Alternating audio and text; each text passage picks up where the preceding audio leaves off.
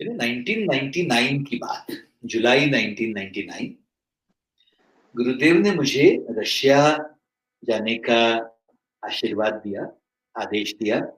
वहाँ teachers training course सिखाना था और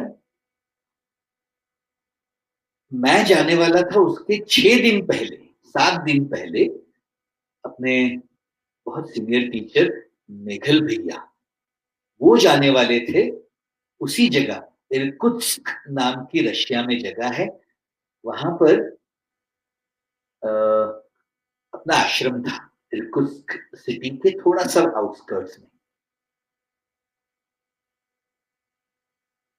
और वहाँ मेघल भैया पहले 6 दिन एडवांस कोर्स कराने वाले थे और उनका एडवांस कोर्स खत्म होने के दिन साथ-साथ में मैं टीटीसी शुरू करने वाला था, टीचर्स ट्रेनिंग कोर्स कराने वाला था। अच्छा, मेघल भैया जाने वाले थे, तो मैंने उनको पूरा डिटेल दिया हुआ था मेरे आने का वहाँ का।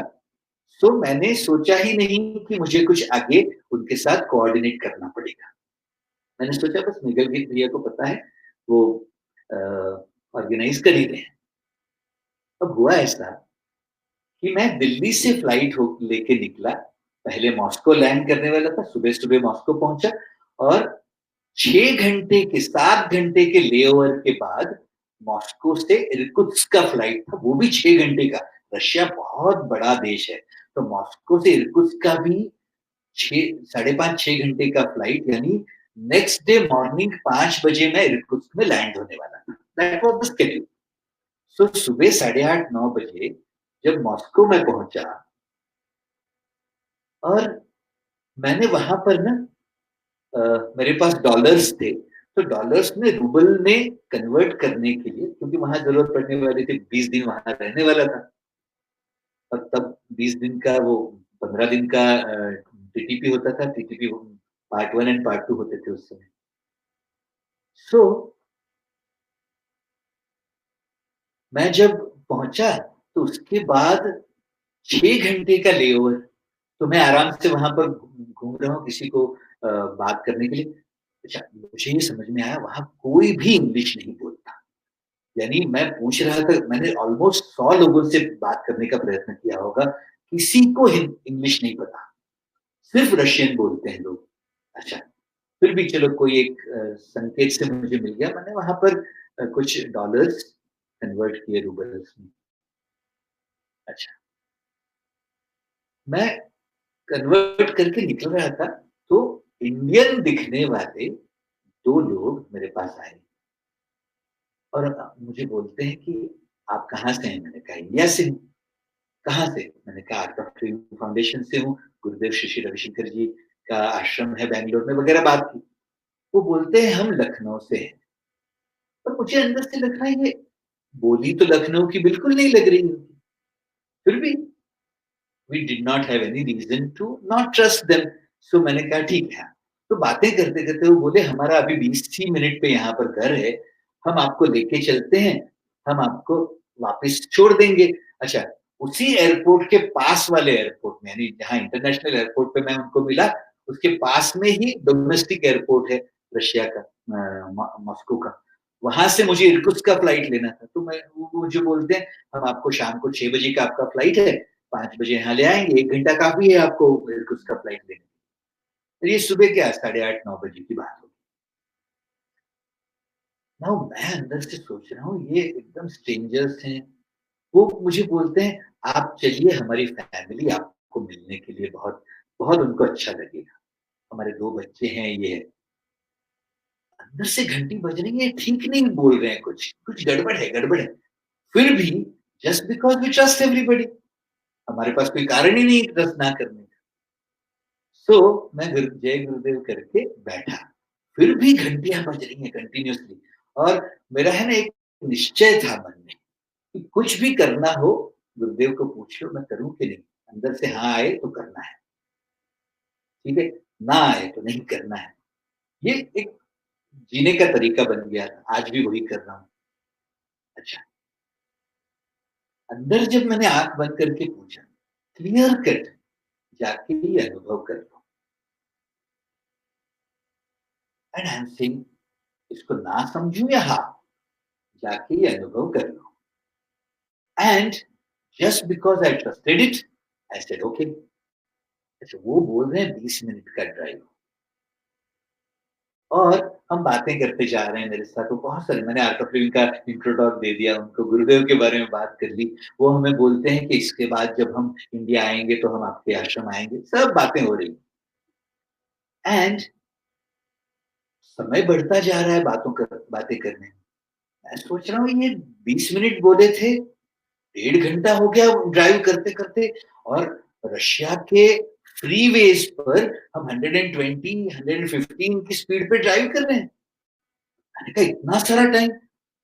तो मैंने उनको 2 बार पूछा भी। वो बोलते हैं, "नहीं वो हमने वो चेक किया वहाँ पर कुछ ब्लॉक है इसलिए हम थोड़ा-सा घूम के जा रहे हैं।"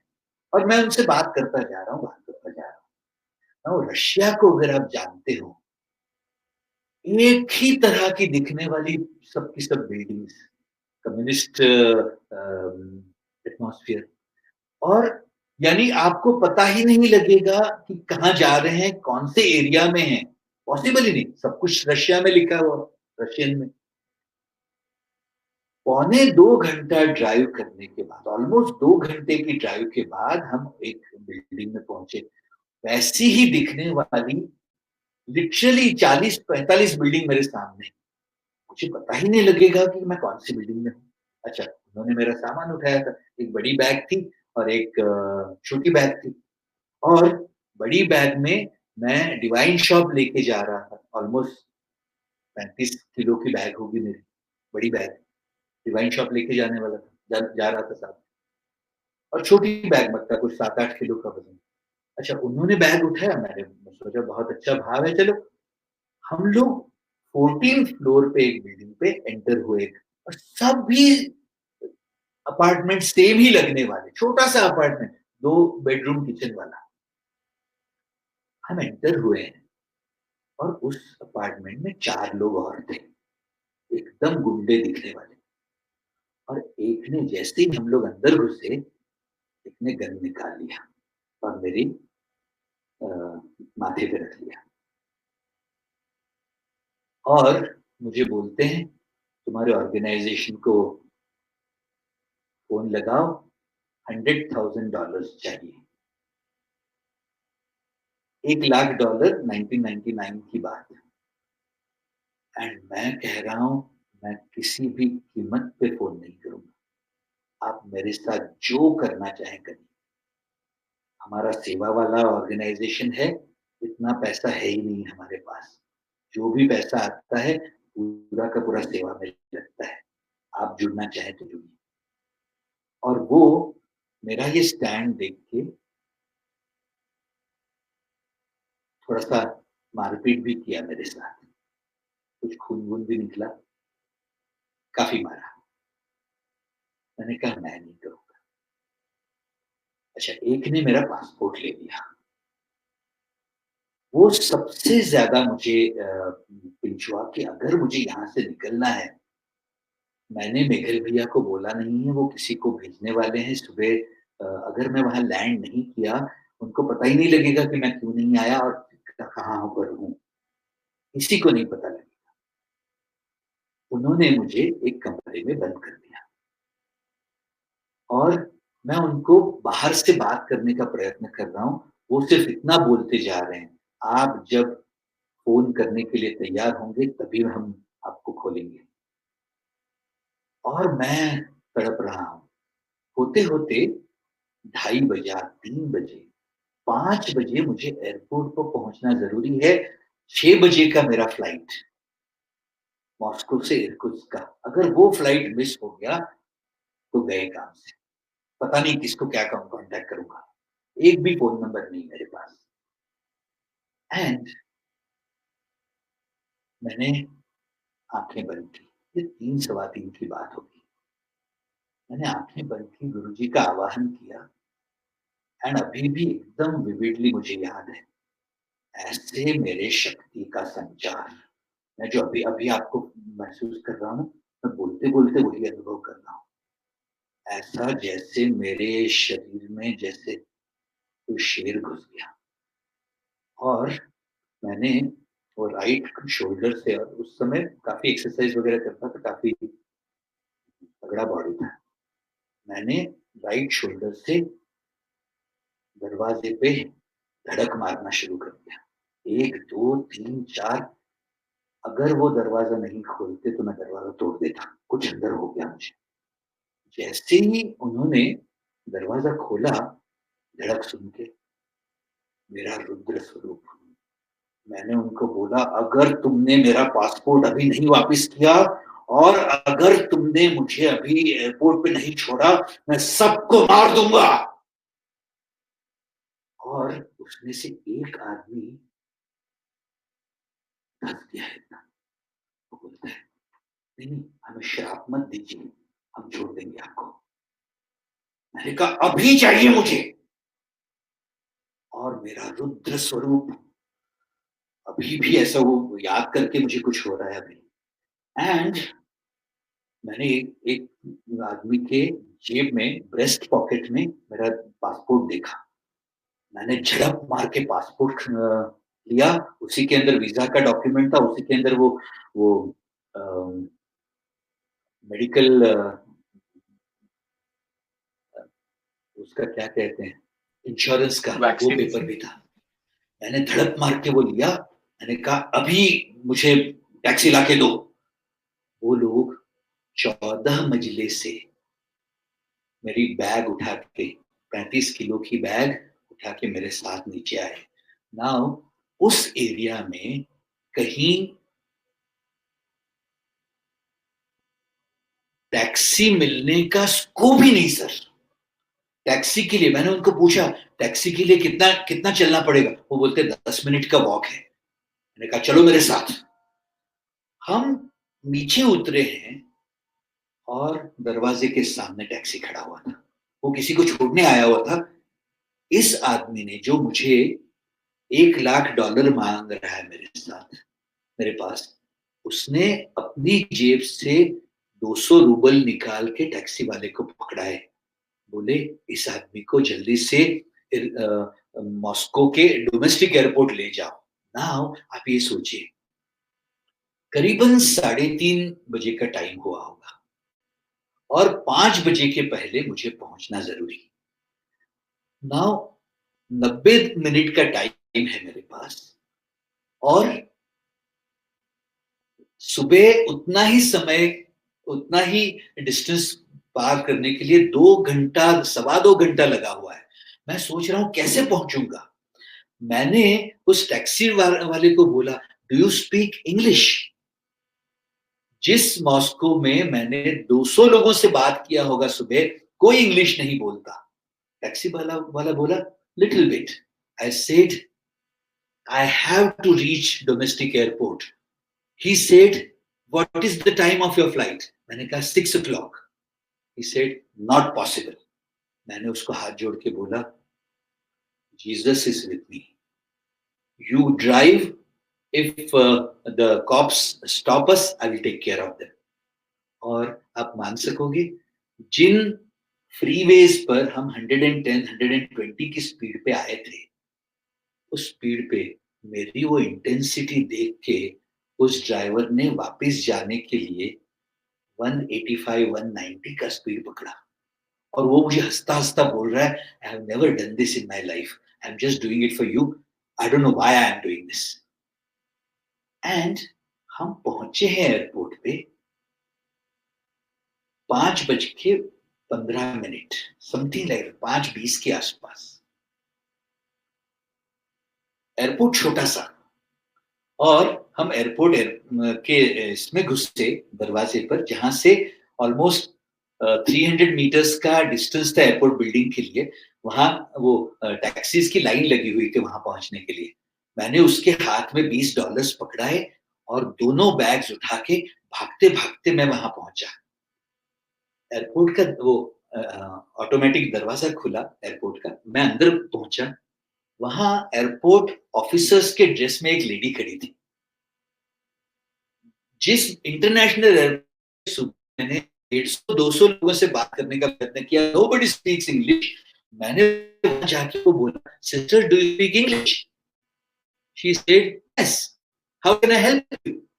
I said, गुरुजी, सिस्टर, मेरा 6 बजे का इरकुत्स्क का फ्लाइट है. अच्छा, इतना छोटा सा डोमेस्टिक एयरपोर्ट है वहां का, और दोनों तरफ ग्लास पैनल्स. उसने मुझे बताया, दैट्स योर फ्लाइट गोइंग. मैंने कहा, I have still 30 minutes, please do something, I will have to catch that flight. वो बोलती है, आई कांट डू इट, मुझे मैनेजर से बात करनी पड़ेगी. मैंने कहा, please take me to the manager. हम स्टेयरकेस पे भागते भागते 2 स्टेप्स चढ़ के, मैं 40 किलो का वजन लेके स्टेप्स चढ़ते चढ़ते सेकंड फ्लोर पर पहुंचे हम, एयरपोर्ट मैनेजर के ऑफिस में. मैंने मैनेजर के ऑफिस में जाके, वो भी लेडी थी, मैंने मैनेजर के ऑफिस में जाके मैनेजर से बोला, sister please help me, I am in real need. And she said, what? I said, that's my flight going, Irkutsk जाना जरूरी है मुझे, can you please help me? She picked up her walkie-talkie and she said, I don't know why I'm doing this. मेरे जीवन में पहली बार मैं taxi करते हुए फ्लाइट को वापस बुला रही हूँ. उसने एयर एयरप्लेन रुकवाया, वहां वो सीढ़ी लगवाई, मैं भागते भागते सीढ़ी पे पहुंचा हूँ. वहां पर मेरा टिकट उन्होंने लिया है मेरे पास, और 35 किलो का हैंड लगेज लेके मैं फ्लाइट में घुसा हूँ. और इतना वजन लेके घुसा, ऑलमोस्ट 1 आध किलोमीटर भागा होऊंगा 40 किलो वजन लेके. बाय दैट टाइम मैं जब जाके बैठा फ्लाइट में, और ऐसे धस गया. मैंने कहा, थैंक यू गुरुजी, एंड आंखें बंद की. 1.25 घंटे के बाद आंखें खुली. दूसरे दिन सुबह 3:30-4 बजे हम इरकुत्स्क पहुंचे, एंड मुझे लेने कोई नहीं आया था. कुछ मिसअंडरस्टैंडिंग हुआ. जब मैंने अराइवल का टाइम दिन बोला था, वो मेघल भैया को लगा वो डिपार्चर का दिन बोला है मैंने. So next day morning you had already organised, मैं आज ही पहुंच गया. 4:30 बजे के आसपास मैं बैग लेके खड़ा हूं, और कोई आया नहीं है मुझे लेने के लिए. बहुत ही छोटा सा एयरपोर्ट, जैसे बस स्टैंड जैसा. अच्छा, मेरे पास एक भी फोन नंबर नहीं उनको कॉल करने के लिए. एंड आई एम वेटिंग कि कोई आएगा, शायद लेट हुए होंगे. मेरे पहुंचने के आधे पौने घंटे के बाद एक फ्लाइट उतरा, कहीं और से आया हुआ था, और 8-10 यंग लड़के लड़कियां पूरी तरह धुत. वहां पर इतना ज्यादा शराब पिलाते हैं वो एयरपोर्ट में भी, अपना एयरक्राफ्ट में भी, सब के सब पूरी तरह पिए हुए. उसमें एक लड़का बार बार मेरी तरफ देख रहा था. उन्होंने अपना लगेज उठाया, और एक लड़का और एक लड़की मेरे पास आए, और मैं कंटिन्यूअसली प्रे कर रहा हूँ गुरुजी को, गुरुजी प्लीज कुछ करिए, I don't know what else to do. ये दोनों मेरे पास आए. आके उस लड़के ने पूछा, are you Jesus? I said yes, but I am in trouble. तो बोलता है, व्हाट इज इट? तो मैंने उसको थोड़ा सा ब्रीफ में समझाया कि मैं आज आने वाला था, कोई मुझे लेने नहीं आया है. So he said, do you have any phone number? तो उसने मुझे हेल्प किया, रशियन लैंग्वेज में बात करके. एक एयरपोर्ट के पास में ही एक पोस्ट ऑफिस में मुझे वो लेके गया. वहां से उसने बैंगलोर आश्रम में कनेक्ट करके दिया मुझे नंबर. तब बैंगलोर आश्रम में 2:30 बजे हुए थे रात के, वहां के सुबह 5, यहाँ के 2:30 बजे थे रात को. और मैंने फोन किया, तब आश्रम में नया नया फोन आया हुआ था. स्वामी प्रज्ञापाद जी उस समय, प्रशांत राजूरे फोन के पास ही सोते थे. तो मैंने जैसे ही फोन किया, उन्होंने फोन उठाया. मैंने कहा, प्रशांत जी, मैं इस सिचुएशन में फँसा हूँ। इरकुत्स्क आश्रम से मुझे कुछ लेने आने वाले थे, अभी तक आए नहीं। तो मुझे बोलते हैं, "आप वहीं रुकिए, मैं इरकुत्स्क आश्रम बात करता हूँ और किसी को भेजता हूँ आपके पास।" सो प्रशांत जी ने इरकुत्स्क आश्रम फ़ोन किया, वापस मैंने उनको फ़ोन किया। उन्होंने बोला 2.5 घंटे लगेंगे उस एयरपोर्ट से इरकुत्स्क आश्रम पहुँचने के लिए, वहाँ से लोग निकल चुके हैं, मुझे लेने आएँगे। नाउ 5:30 बजे सुबह मैं वहाँ बैठा हूँ और ये बच्चे, वो लड़का और लड़की, दीपा नाम था उस लड़के का और कुछ तात्याना नाम की लड़की। उन्होंने मुझे बोला कि आपके पास 2 ढाई घंटे तो हैं, आप चलना चाहेंगे हमारे साथ? और मैं अपने आप को देख रहा हूँ, प्रीवियस दिन ही किडनैप हो चुका हूँ, मार खा चुका हूँ एंड मैंने बोला ठीक है चलते हैं, कहाँ पर है आपका घर? वो बोले यहाँ पास में ही है, तो मैं उनके घर पहुँचा, उन्होंने मुझे वहाँ चाय पिलाई, तो हमने फिर वापस वहाँ मुझे छोड़ा और फिर मुझे कोई लेने आ गया। तब मैं जाके मैंने गुरुदेव को जब ये बात पूरी सुनाई, एक बड़ा इंटरेस्टिंग सत्य खोला गुरुदेव ने। फिर ये 99 की बात है।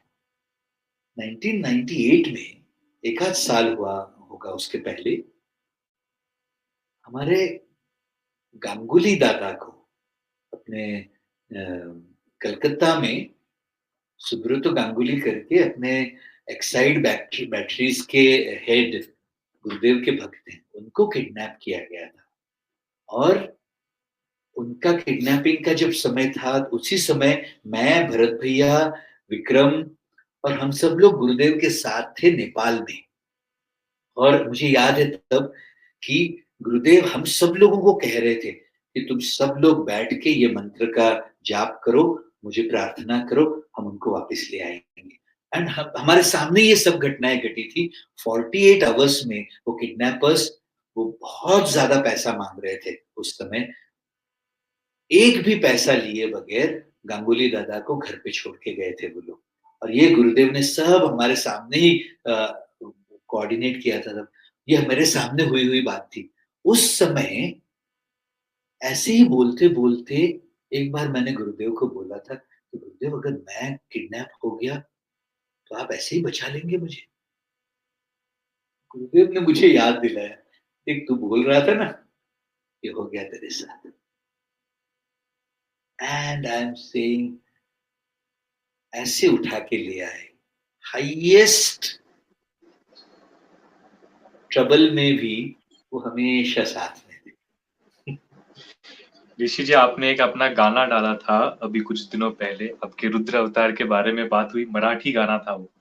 एंड हाँ, बीइंग अ महाराष्ट्र मेलोडी, ये रुद्रा, हाँ, खण खण ते रुद्र ये, उसकी 2 लाइनें आप अगर गा सको।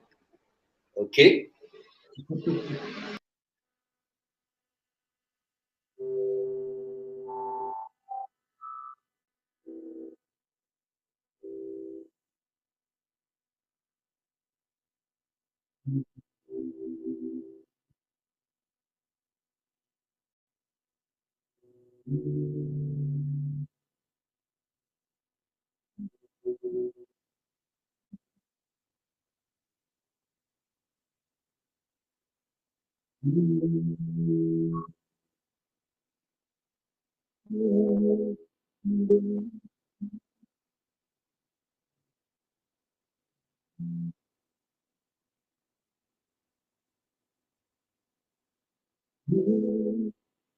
डुम डुमक डमर ये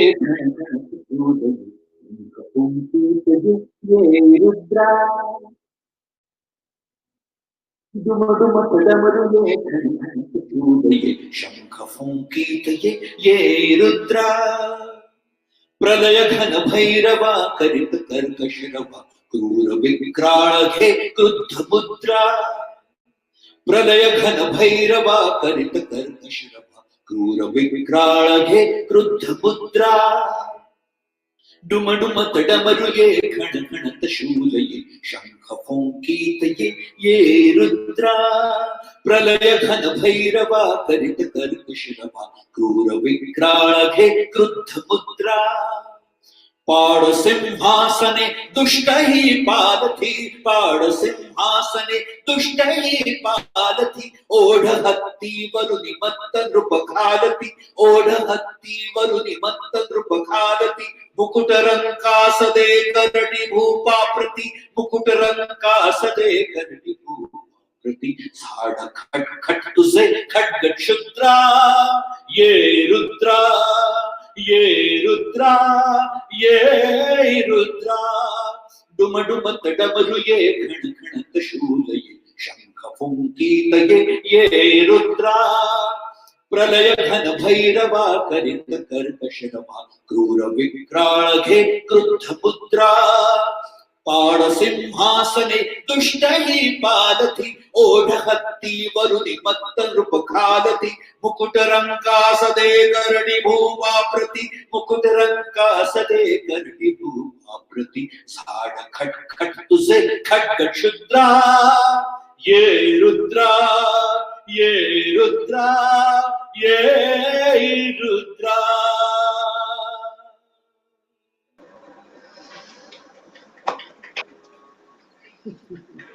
ऋषि जी, आप कोई भी गाना गाते हो या भजन गाते हो, क्या होता है आपको अंदर से? आपकी हर सेल उस इमोशन में वाइब्रेट करती है और सब लोगों को उसमें ले लेती है। What happens to you when you sing? मैं ये कहता हूं कि मेरा कण कण शामिल होता है गाने में, और मैं ये भी कहता हूं अगर रुद्र का आवाहन किया जाए और शिव जी का आसन अगर कैलाश पर ना डोले तो फिर फायदा क्या हुआ आवाहन करने का।